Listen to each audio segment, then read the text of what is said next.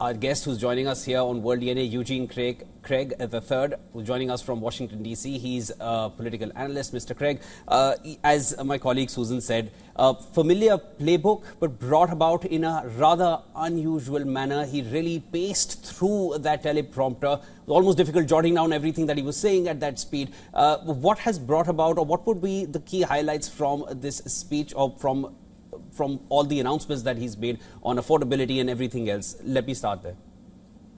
I think it was a lot that was crammed into his 20-minute speech. Like Susan said, I think the biggest thing, that probably the biggest takeaway immediately, is going to be the dividend that our service members are going to receive, and we always want to take care of the troops. Freedom isn't free, and thank God for the American military that's able to provide safety for essentially the world. The first into a lot of major conflicts, and I'm always going to be supportive of taking care of our servicemen. All right, so now to the policy points of Donald Trump.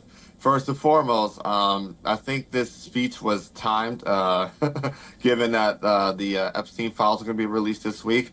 Also, you have to keep in mind Christmas is next week. People are spending money. People are feeling the pain. Part of this Trump administration's rhetoric and campaign they've been on this entire year is that affordability is a myth, when in reality, beef is up, food is up. Items, Christmas time right now, Trump has been saying your kids need less toys, when in reality, he's a billionaire that's out of touch, right? On top of that, housing's up.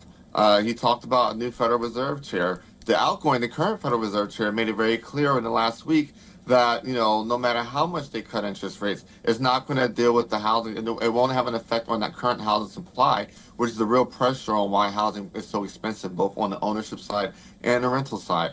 When it comes to actual job creation and job losses, the Bureau of Labor Statistics, has been delaying their reports for weeks and months at this point. We've been dependent upon ADP and other private companies that actually handle payroll. And what we're seeing is that America's already in the jobs recession.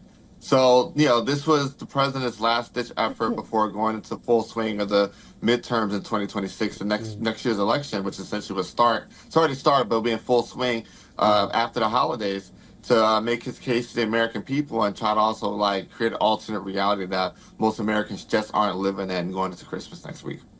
Right, Mr. Craig, and as you've mentioned, affordability was a key point of contention here. And with criticism mounting over the living costs and wages, how do you think Trump's framing, including his tease that he was handed and he has inherited a bad economy and how he has turned it around, how do you think that is going to be interpreted in the context of the approaching 2026 midterms?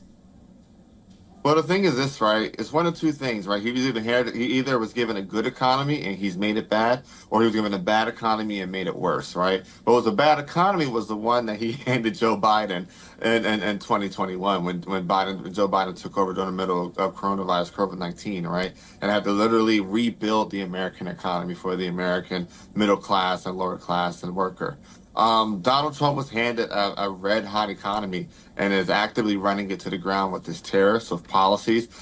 Congress essentially is going to move forward with and let Americans' healthcare costs skyrocket over the next couple months. The health insurance costs skyrocket over the next couple months.